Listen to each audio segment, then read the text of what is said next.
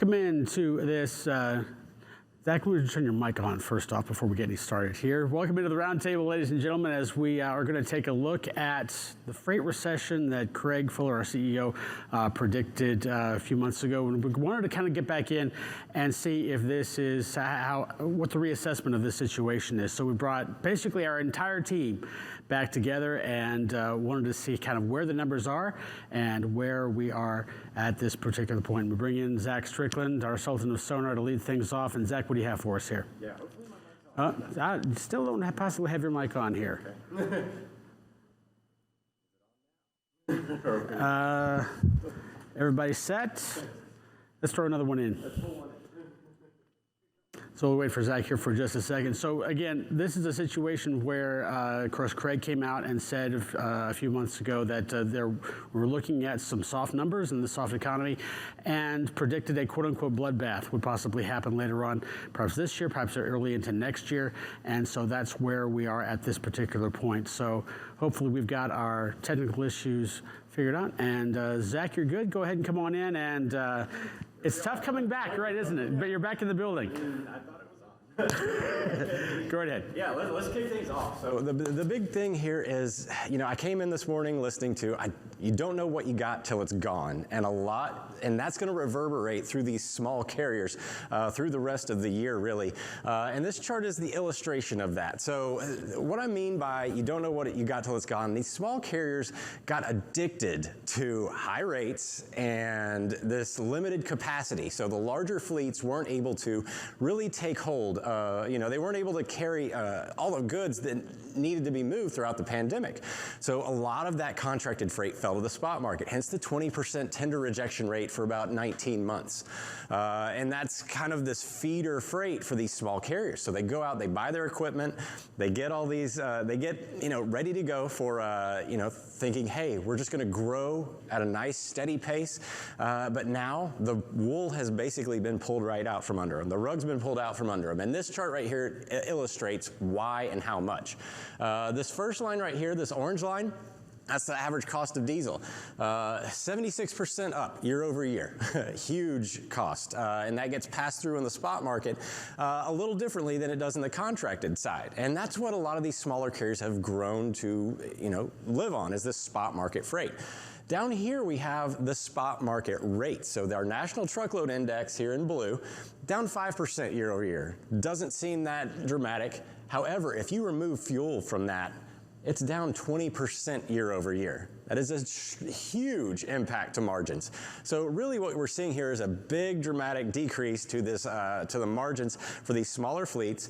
They don't have the cash flow, and they certainly spend more money on maintenance and other costs to that nature. So this bloodbath scenario, it's hard to debate just how far or how bloody it may get, but at this point, it looks like things are getting pretty gnarly pretty fast.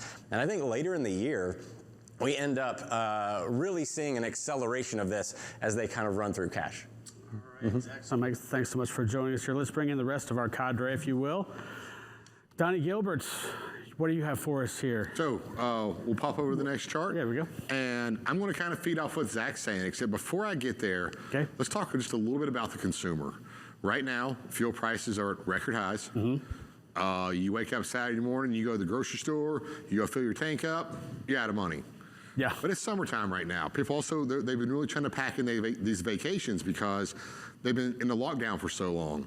So I think right now we're still going to have some summer spending. We see what Zach just showed you, and it can get a little bit hairy here. But right now, I believe from now till July, we're still going to have enough in there to kind of keep it from not maybe, quote, dropping, but not exactly going up. We're going to kind of hold steady, I think, just kind of, a decent market from now till about the 4th of July. Now, I want you to kind of look at this chart right here. This chart is from 2018, when we saw the end of the boom of 2018. It really started about third quarter of 2017, ended about the end of third quarter, 4th of July of 2017 and 2018. And you see the little peak right up here, July, and then you see this downward swing and a little bit of bump for Christmas. So I believe carriers are going to be in a decent situation from now till about the 4th of July. When we get to the 4th of July, the next big rise in the industry is the fourth quarter rush for Christmas.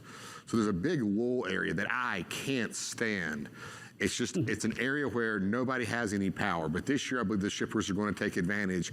When we get about second week of July and through August, through September, through October, I believe that's when we're going to really see some damage start to happen. Those contracted rates are going to start to go down. They're going to go down a lot faster than they went up. You'll see small carriers that had 1 to 3 month contracts in place, those are going to be renewed.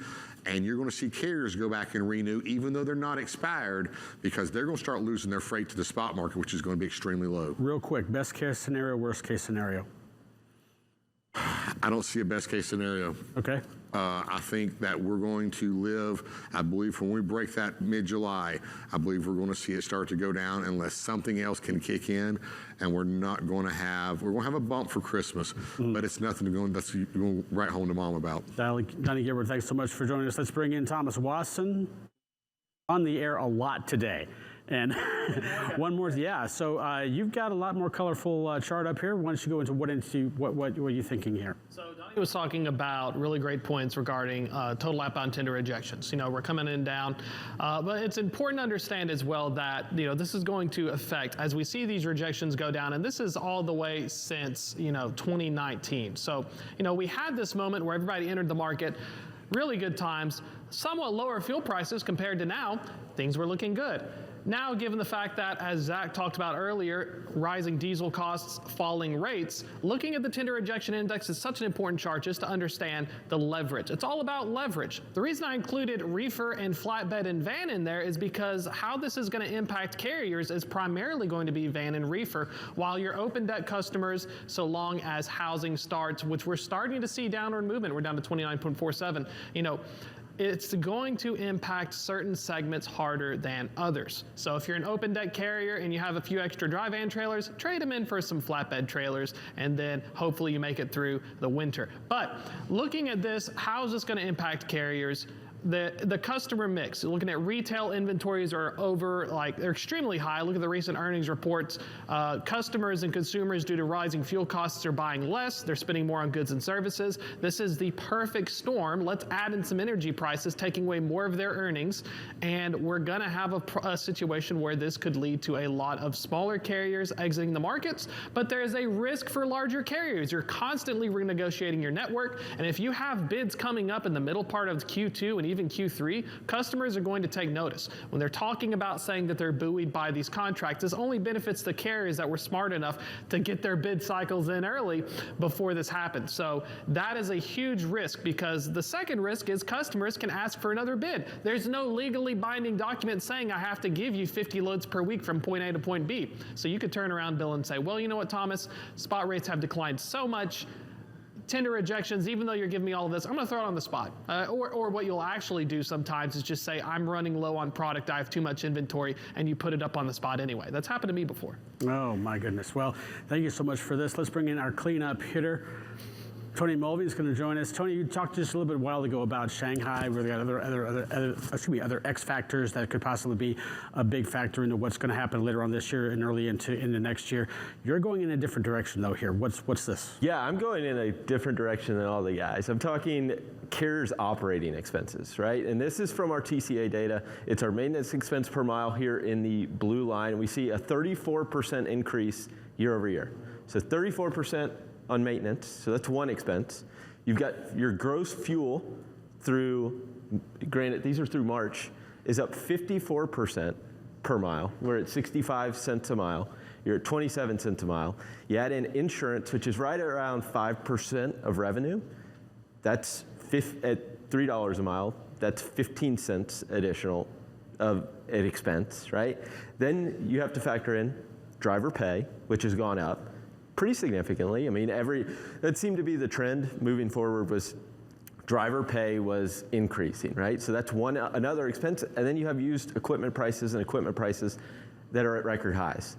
All of that could fit in this one chart, yeah. But I mean, this one kind of shows what carriers are facing. And if you look back at 2018, 2019, at what fuel expenses were as a per mile basis, we're at 40 cents, right in that 40 to 45 cents. Now we're at 65, and that's just, I mean, Zach kind of talked about diesel prices. It's actually showing up, and this is still early.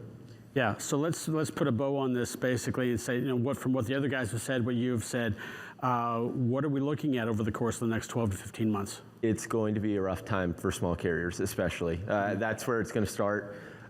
It's not going to be isolated just to them. You are going to see impacts to larger carriers, but it'll take a little longer.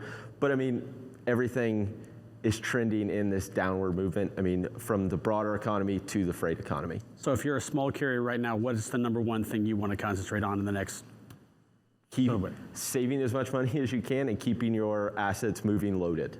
That's the key. Yeah, asset utilization, keeping it high. All right, so that's basically the picture that we've got right now. Again, a couple of months post the early prediction there from our CEO, Craig Fuller, concerning if there's going to be and how bad a freight recession is going to be. And it looks like we're still pretty much right on track for what could be a very tough summer, fall, and who knows what could happen in 2023. We'll jump on over to our social roundabout and come on back with another carrier update in just a bit.